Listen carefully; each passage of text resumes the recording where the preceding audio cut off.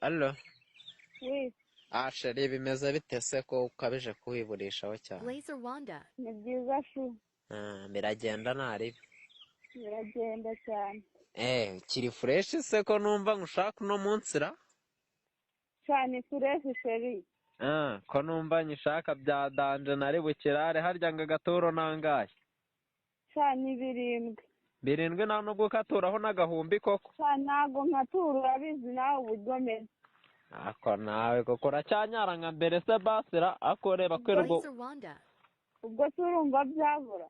Reba kwererwa nawe umuntu akora ikiyeda ahonda amabuye ngo 7 imibyizi 2 yose nayiguha koko ku kantu ndi butonyangirizemo rimwe nkavamo.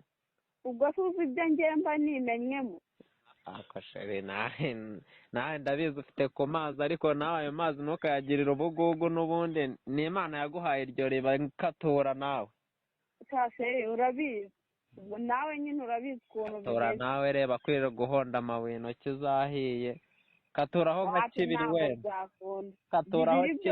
Katuraho kibiri nanjye ndakubisaho gatoya. 2 byose ntago byakunda ngo ngwino nyine turareba ko tubigenza. Ngakaturaho 5 noneho turebe kuntu nimanukiramo.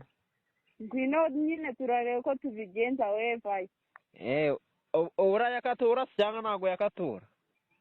Ntago nakatura ariko nyine nawe turareba ko tubigenza nyine hari ukundi tuzabigenza nyine. Harya ngo ubwo ngaho dukingirizo duhagaze dutera? Hari utugura 300 hari n'akagura kamwe senkari. Natwa veni tuhari se ngo ndebe kuntu nakwigenza dore kutwo ngutwo duhenze cyane. Twa veni twarabuze urabizi nkako ibintu byinshi gihe bisigaye byarahenze. Byarahenze nawe urabizi niyo mpamvu uri kukimendaho kandi uzi kuntu nawe akabyibuka. Nawe nyine urabizi ariko uzi ibintu mba nimenyemo kugira ngo ayo mazi aze. Waza se nkadubikira amaho se sheri? Ntago byakunda ubwo sura urabizi ko abantu baba bameze neza. Njye urabizi meze neza niyo ndi kugikubita si ubu byiyumvamwo se. Ntago byakunda. Humura nta rusida ndwaye. Nyine ntago ari sida navuze ariko nyine umuntu agomba kwirinda. Nta n'ubutezi rurimo ariko.